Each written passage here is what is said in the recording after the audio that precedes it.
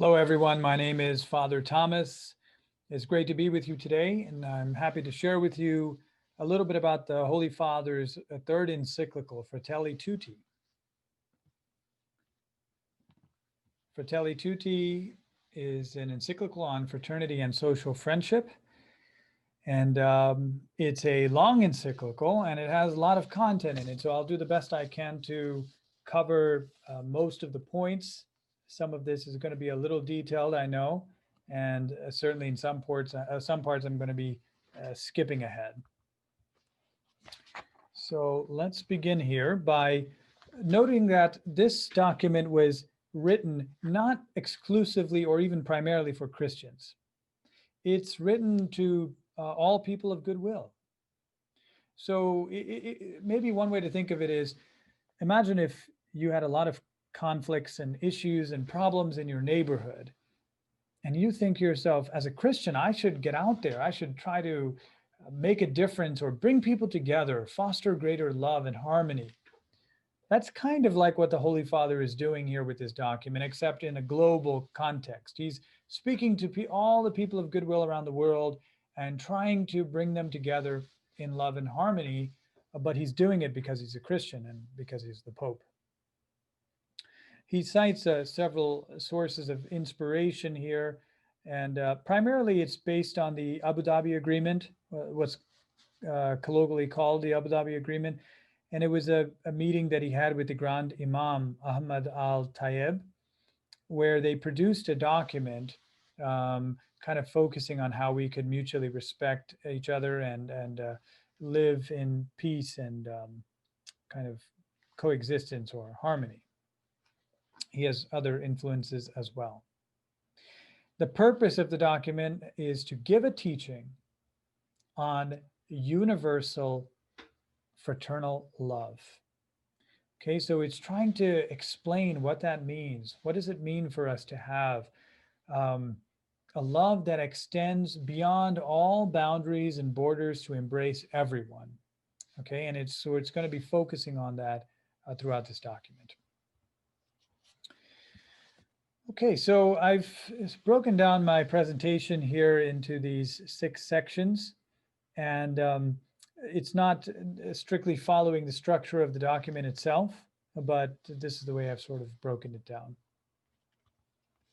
To begin with, and this is right at the beginning of the encyclical, if you're looking at the encyclical or if you plan to, this is in chapter 1.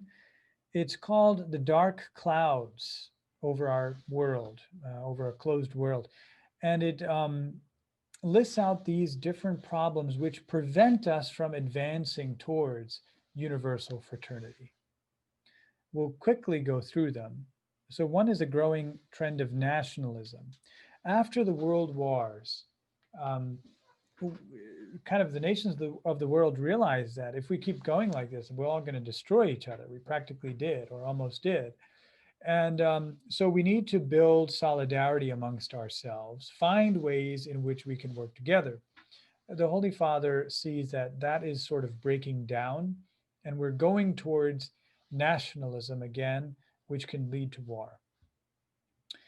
He sees globalism, and these kind of next 2 points are where we see a kind of a single cultural model, which is being imposed over a lot of places, especially over weaker places.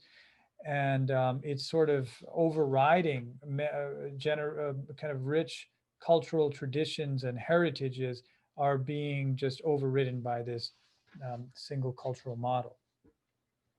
There's no healthy political life. And we'll talk a little bit more about that as we go. There's a hyperbole, extremism, polarization. We're just basically shouting at each other. It's a shouting match, rather than a healthy political process.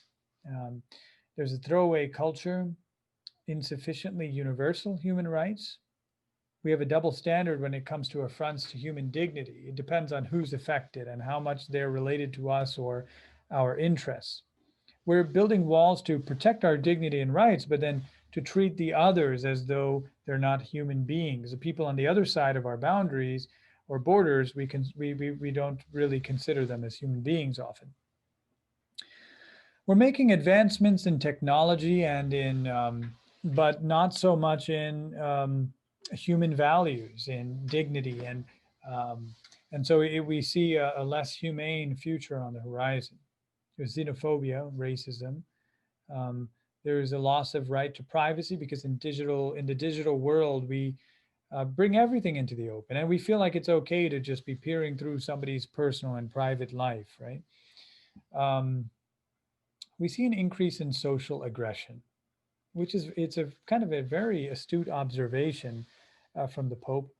We're in kind of protective isolation. I'm here behind my computer on social media. I don't have to. I could say whatever I want, and so it becomes this weird outlet for my social aggression, and it kind of festers and grows there without healthy human dialogue and interaction um, alongside it. So let's begin here with the Holy Father's teaching on universal love, universal fraternity. There's an anthropological basis for universal love, which means that as a human being, I have to go outside myself in order to be a human being. It's just the very way in which I'm made. This was a teaching of the Second Vatican Council as well, where it said that man discovers himself through the sincere gift of himself. I can't really discover who I am or even fully be human or who I am unless I go outside of myself. Well, the same thing applies to our families, to our communities, to our countries, everywhere. In order for us to truly be human, we always have to have this attitude of reaching outside of ourselves to the other. Otherwise, even if it's, for example, as a family, I might say, well, I'm not selfish. I care about my family. But you could be a selfish family. As a family too, you must discover the call to go outside of ourselves, to reach outside of ourselves. He uses the Good Samaritan as a sort of foundational image, parable for us to reflect on when it comes to universal fraternity and love. I call it the allegory because he draws out a lot of different beautiful interpretations or interpolations, I guess, of the passage. One thing he says is that when we think of the people who just pass by, the passers-by, it can remind us, or it causes us to reflect on our own attitude towards the suffering in our world. It tells us that there's no room for an appeal to determinism or fatalism as justification for our own indifference. Meaning what? I see suffering. I see a suffering person, and I basically tell myself, there's always going to be suffering in the world. There's always going to be poverty in the world. We can't fix it. That's what he calls fatalism, right? Oh, there's nothing we can do. And so I justify my lack of involvement, my lack of response to this pressing human need by saying that, well, nothing can change. The other problem is we simply just don't have time. We are so busy and engaged in seeking prosperity, progress, that we don't have time for another person's sufferings. It's kind of contradictory. We're working towards progress, but we don't have time for the suffering. So at the end of the day, we have to ask ourselves, are we the Good Samaritan, or are we the indifferent bystander or the passerby? We have to ask ourselves that question every day personally. Who am I? I have millions of reasons for why I don't have time, for why I'm passing by. But at the end of the day, am I the Good Samaritan, or am I the indifferent person? This is also the judgment, like a criterion for evaluating, the Holy Father says, all of our institutions, our policies, our projects. So that would include our parishes. We have to use this as the criterion to evaluate, are we today, are we being the Good Samaritan, or are we being the indifferent passerby? A powerful examination of conscience, I guess you could say. It's not coincidental that in the parable that Jesus gives us, that the passersby were religious figures. We have to be careful of a false religiosity. And this is a great test of false religiosity, where we have all these bells and whistles and all of that, but we're not fundamentally oriented towards the suffering, the poor, and the marginalized. Look at this beautiful quote from the Church Father, St. John Chrysostom. Do you wish to honor the body of the Savior? Do not despise it, as we say, when it is naked. Do not honor it in church with silk vestments, while outside it is naked and numb with cold. So he's saying, how can you honor the body of our Lord in the Eucharist with all these silk vestments, but then when it's outside, the body of our Lord in the poor person, we simply neglect it? It's contradictory.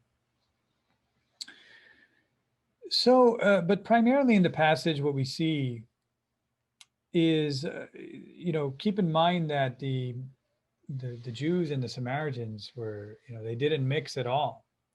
To a Jewish person, a Samaritan was just impure, literally, impure for them, and detestable and even dangerous. But all of these boundaries are broken here through the Good Samaritan who reaches out to this broken person, this wounded person. So Pope Francis says this encounter of mercy is highly provocative. It teaches us this universal dimension of our call to love, one that transcends all prejudices, all historical and cultural barriers, all petty interests. The question for us, brothers and sisters, as we reflect on Fratelli Tutti, I think the real question for us is, what is the primary lens through which we look at another person? Whoever it is, whether it is our coworker, somebody at school, or whether it's the person on the street, the homeless person, the drug addict, or whoever it is, what is the primary lens? Whether it's a person from another country, another culture, another race, another color, can we honestly say that the primary lens by which I look at this person is, I see them as being in the image and likeness of God, a human being with all the dignity and richness of being God's image and likeness? Or do I primarily see that maybe, but I primarily see them as something else, some other category? That's where we would have to evaluate and examine our own consciences in the light of this teaching on universal fraternal love. Central to the Holy Father's teaching is this whole idea of encounter, creative tensions, and dialogue. Okay, so the Holy Father is not talking about a universal love that's just like, oh yeah, everything is fine. We're all, we're all in peace and harmony. Everything is great. It's not like that. It's a much more dynamic process.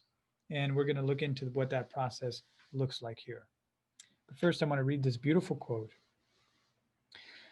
Indeed, the media's noisy potpourri of facts and opinions is often an obstacle to dialogue, since it lets everyone cling stubbornly to his or her own ideas, interests, and choices with the excuse that everyone else is wrong.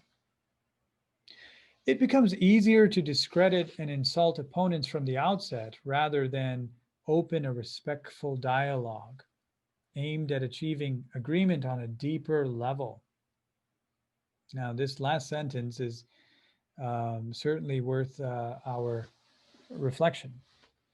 Worse, this kind of language, usually drawn from media coverage of political campaigns, has become so widespread so as to be part of daily conversation. In other words, rather than having genuine dialogue and conversation, this way of very hostile and degrading way of communication, we've sort of taken from the media, and now it's become, unfortunately, it's affected the way we interact with each other. You can certainly see this play out sometimes, even in our parishes, which is sad because we're Christian communities, but we're learning how to interact with each other from media. So what does this process look like? First of all, we should see ourselves with the other party, whoever they are, as an us rather than an us and a them. Okay, so there's this negative role of fear and insulating myself from we need to protect ourselves from them. They're the bad people, we're afraid of them. We have to kind of grow up and mature out of that to be able to say that fundamentally we're two people, or we're two groups of people, whatever it may be, genuinely striving to find the common good. Maybe we'll get to that next point here, but when I recognize that another person has the right to be themselves and their right to their own opinion, even if they disagree with me, even if I'm totally on the opposite side of this matter, still they have the right to be themselves. They have the right to express their opinions. Okay, so fundamentally, that it's not an us and them, that we're an us. Secondly, we need to foster welcome and listen. Listening is something that's really lost for us today in our society. We have taken on this frenzy of the modern world where we don't have time to listen to each other. If another person starts speaking and they're speaking something that I disagree with, I can't even listen. I have to interrupt and say, no, not like that. The Holy Father talks about this in the document. Why can't we just take the time to listen, to sit down with another person? If it's passionate, fine, or if it's calm, fine, but just listening to the other person and genuinely trying to understand what they're saying and where they're coming from. Part of the problem, when you look at the way that social media is structured, is if somebody's posting something that I disagree with, whether it's on Twitter or Instagram, I'm not familiar with the way all of them work, but generally you can unfriend somebody that you don't agree with. Well, look at what this person's posting. I cannot believe it. I'm going to unfriend them. I'm going to block them. Now that's very artificial in the sense that if you're in a neighborhood, if you belong to let's say you lived in a traditional village, you can't just unfriend somebody. You can't just block them or delete them, and now all of a sudden you won't hear anything they say or see any of their perspectives or thoughts. You have to learn how to work with each other, how to listen to each other.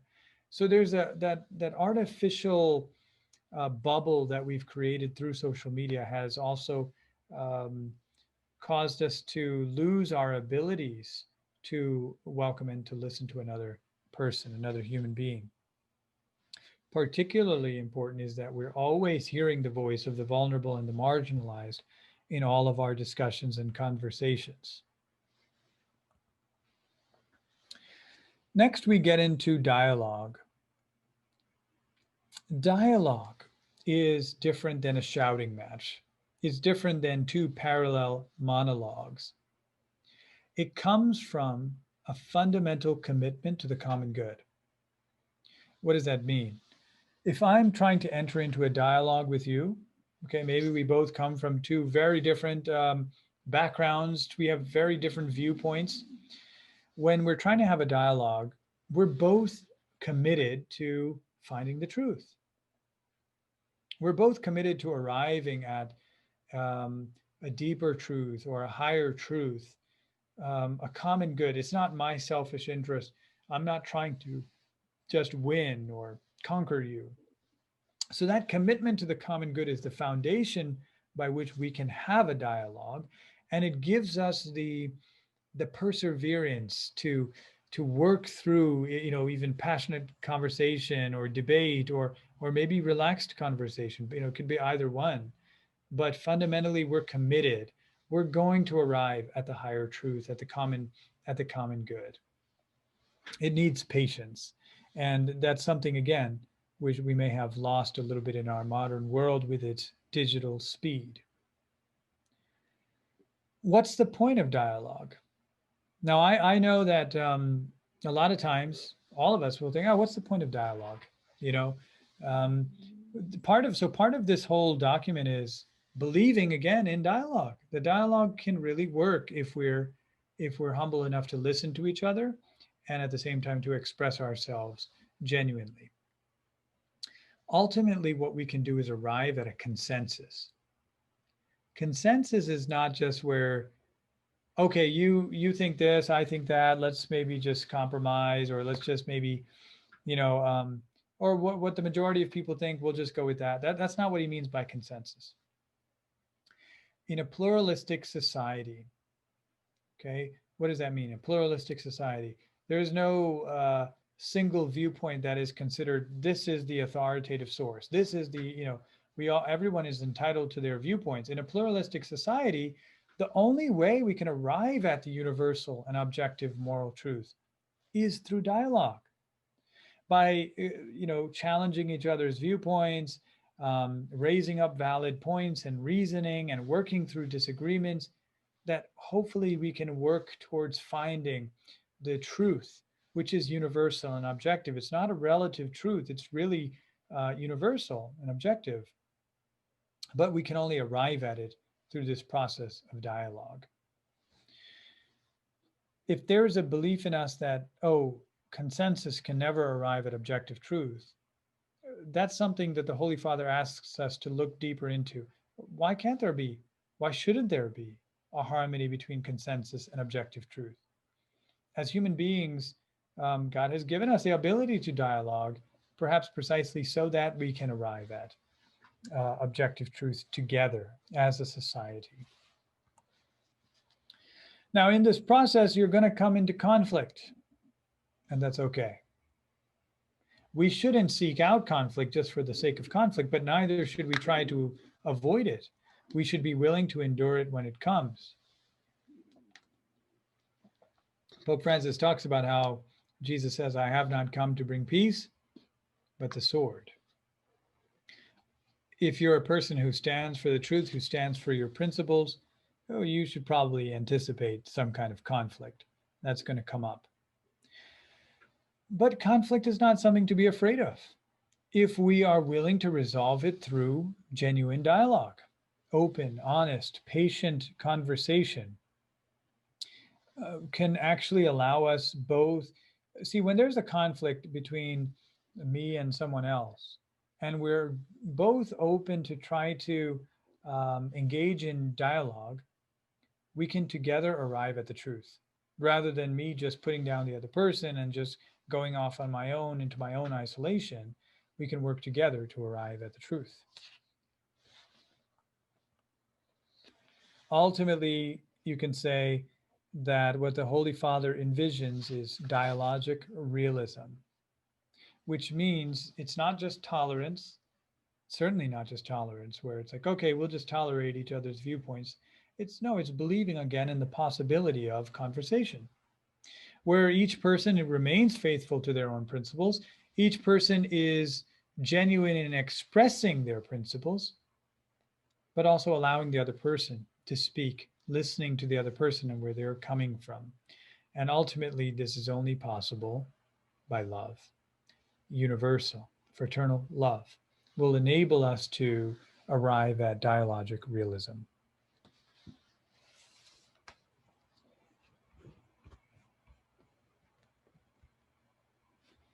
So, excuse me here.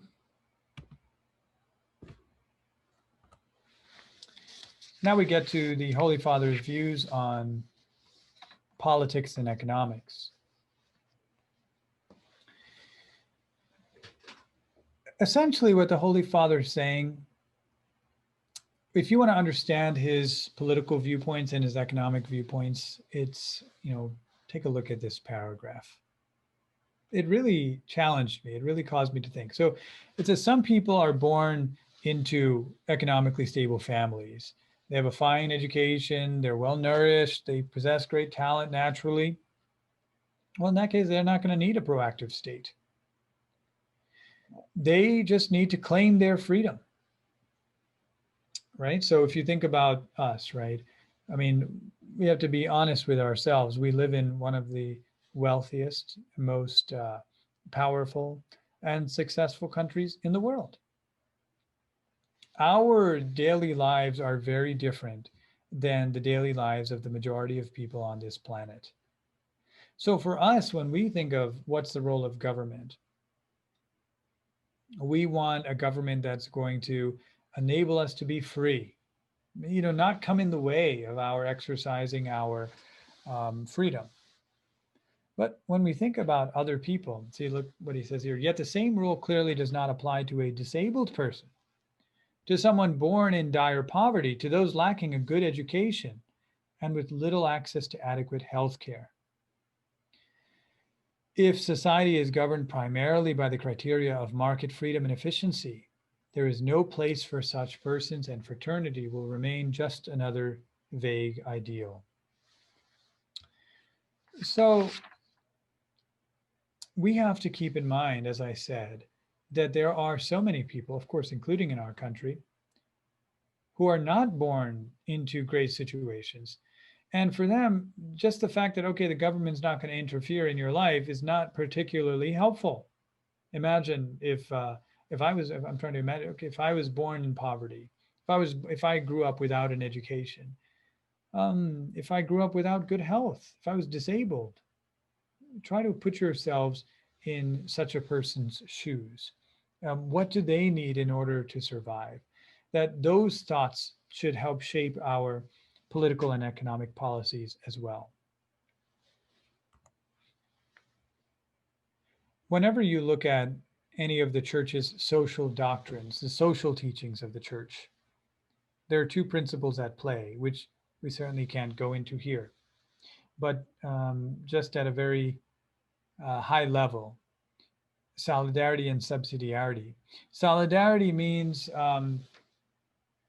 that we need to work together as different localities, as different nations, whatever it is, we need to work together and organize together. But subsidiarity protects the opposite dimension, which is that, well, if something can be done by a family, then it ought to be done by the family. If something can be done by a city or a town, then the country shouldn't go and do it instead. So it kind of protects the rights of the smaller units to do things that are within their competence. So both of these are emphasized by the church, and they have to be they have to work together. In this document, the Holy Father is emphasizing solidarity. That's very clear. He's primarily focusing on the need for greater solidarity, working together.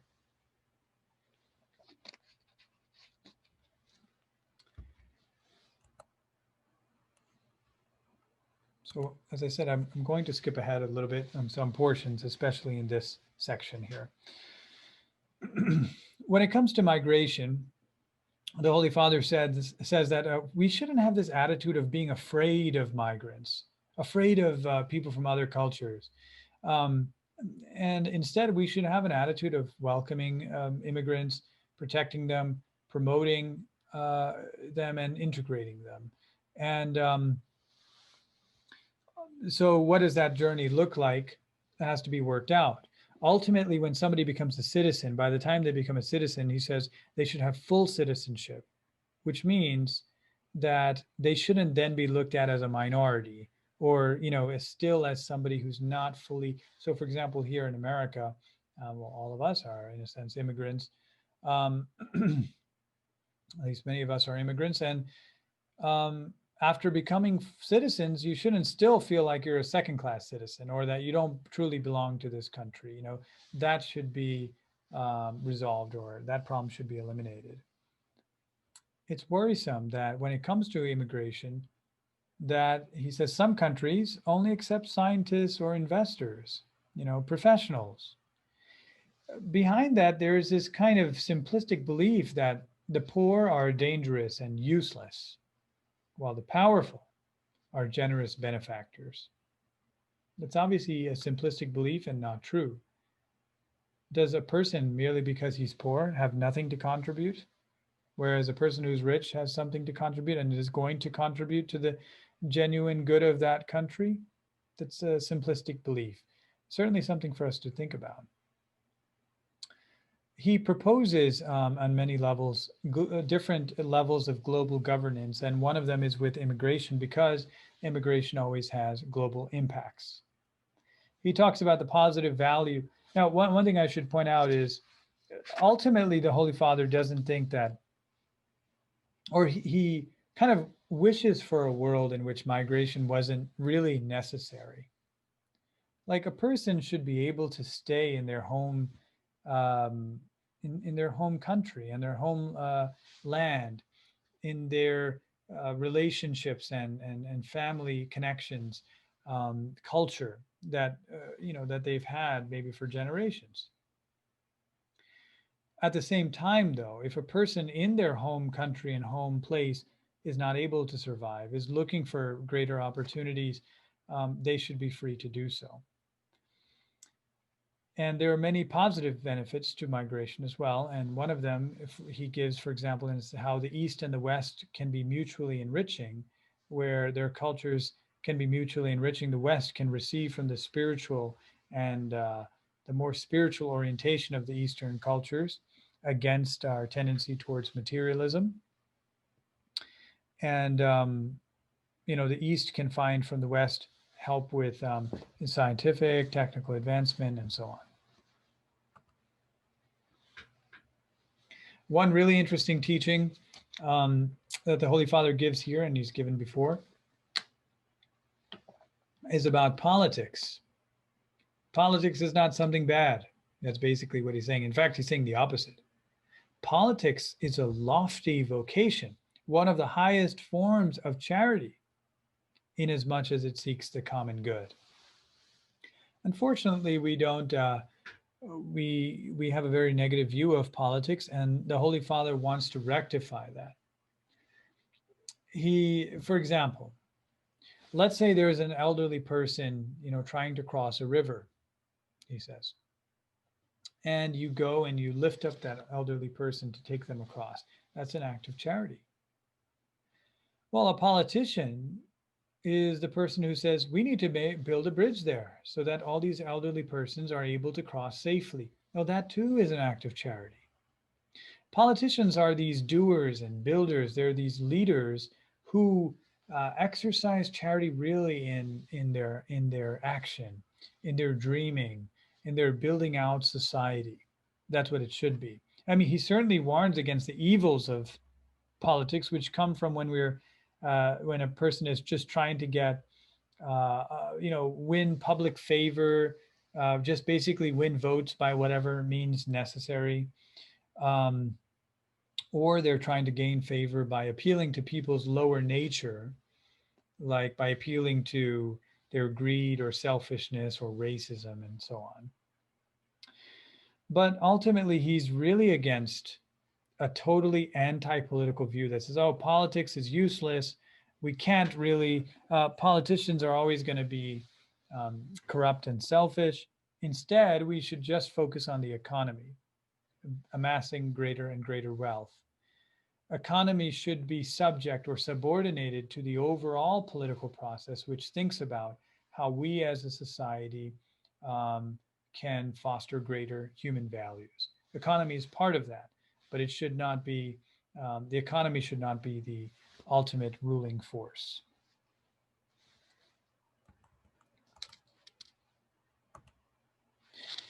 Now we get to war and capital punishment, because these are two areas where it seems that the Holy Father is giving a new teaching.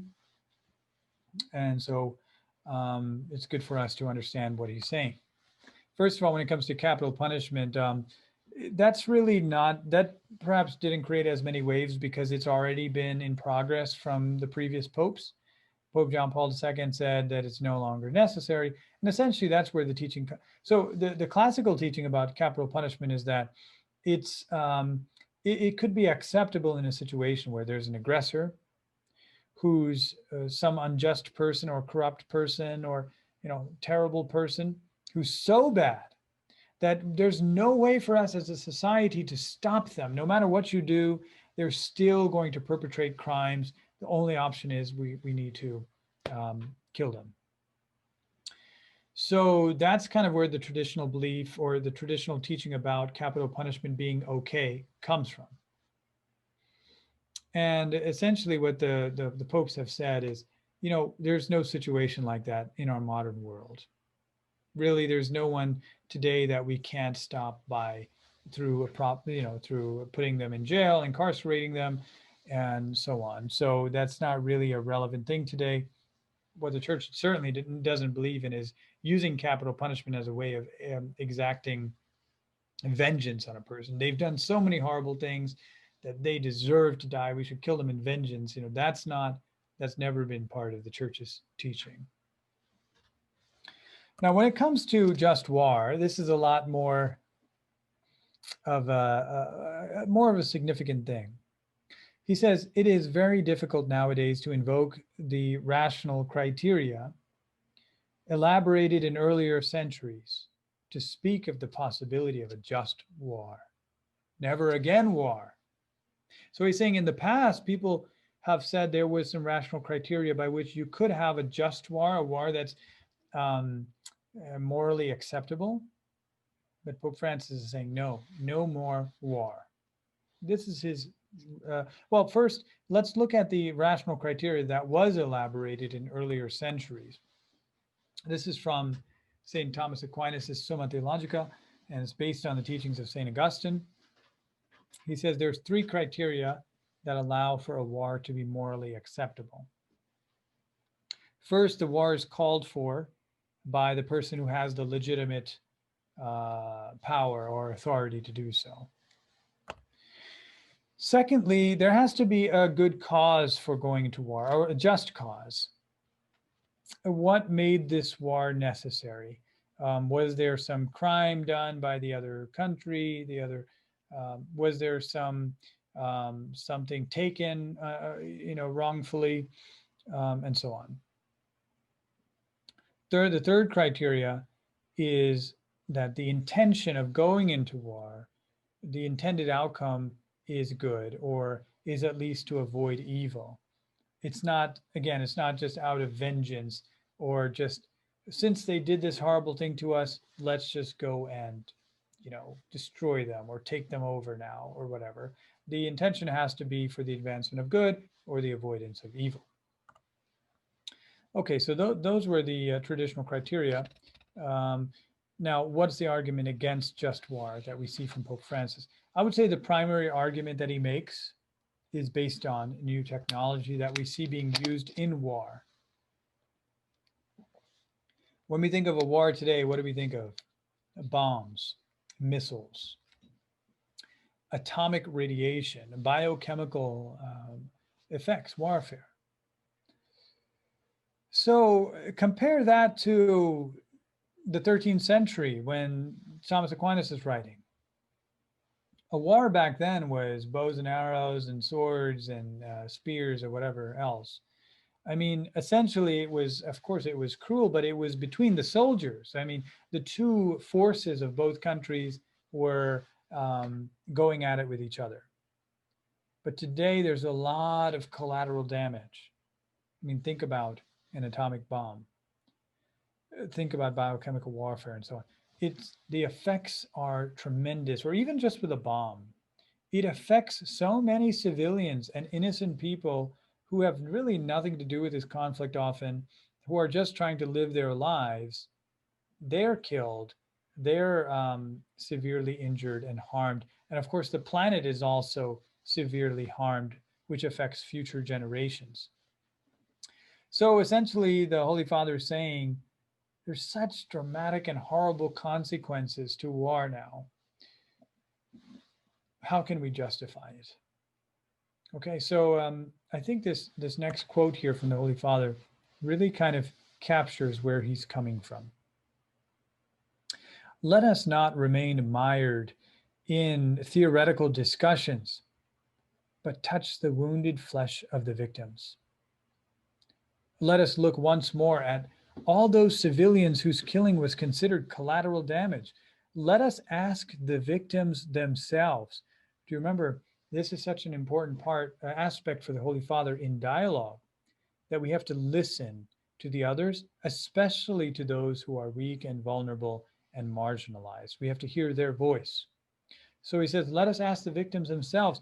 Let us think of the refugees and displaced, those who suffered the effects of atomic radiation or chemical attacks, the mothers who lost their children, and the boys and girls maimed or deprived of their childhood. Let us hear the true stories of these victims of violence, look at reality through their eyes, and listen with an open heart to the stories they tell. In this way, we will be able to grasp the abyss of evil at the heart of war. Nor will it trouble us to be deemed naive for choosing peace. Okay, so what is he saying? He's saying, you might call me naive for saying I'm against war and saying that I stand for peace, but I have heard the stories. I have interacted with these people who have truly been affected by war, by the mothers who have lost their children, and so on. And if you hear from them, if you listen to them, then you won't call me, or at least it's not going to bother me that you call me naive, because their reality is just so horrific that I can't even imagine that there could be any just cause for war anymore.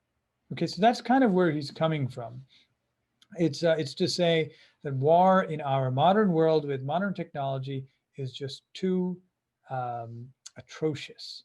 It should never be allowed. It should never happen again. Okay.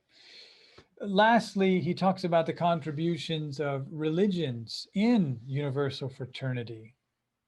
Okay, and also in this process of dialogue that we talked about. There's a quote that comes in here, a kind of shout out to the CBCI, the Bishops of India. But essentially what he's saying is this: religion, whatever religion in the world, plays an important role. It can't just be pushed off to the side and now we only listen to experts and scientists and politicians or economists. No, religion draws from transcendent truths, timeless truths, the wisdom of centuries, universal values, and it tries to present them to the present day society. So their voice, the voice of religion, needs to be heard in the public sphere, in political debate. The voice of religious leaders or of the religions is important to hear. That's what's going to prevent us from getting swept away by selfish interests and just other narrow-minded thinking. We're here at the end of our presentation, and the Holy Father ends this encyclical with two prayers, because it's written, again, not just to Christians, but to all people of goodwill. He gives two prayers. One is a kind of generic prayer, and the other one is a Christian prayer. And so we'll close here with this Christian prayer. O God, Trinity of love from the profound communion of your divine life, pour out upon us a torrent of fraternal love. Grant us the love reflected in the actions of Jesus in his family of Nazareth and in the early Christian community. Grant that we Christians may live the gospel, discovering Christ in each human being, recognizing him crucified in the sufferings of the abandoned and forgotten of our world, and risen in each brother or sister who makes a new start. Come, Holy Spirit, show us your beauty, reflected in all the peoples of the earth, so that we may discover anew that all are important and all are necessary, different faces of the one humanity, that God so loves. Amen. Brothers and sisters, it's thank you for listening. I know that this was quite long and detailed, but the crux of it is this. As Christians, let's not lose our hope in humanity. That as human beings, with all of our imperfections, with all of the errors that we see in modern society even, that we can actually make progress together, that we can strive for universal values, human values, that if we engage in conversation, in dialogue with others, that together we can journey towards the fullness of truth, towards universal and fraternal love. Particularly in times where we see so much division, so much hostility, let's not become part of that. Especially as Christians, let's not become fuel that further, but let's instead try to build a society where it's possible to hear and listen to each other, even when we have opposing views, but that we can genuinely present our side, genuinely present our values, listening, but also speaking, engaging in dialogue, and building authentic universal fraternity. Well, I hope that was helpful for you. And of course, I encourage you to read the encyclical directly if you can. But if not, I hope this gives you a high-level picture of what it's about. It was great being with you all. God bless you, and have a wonderful day.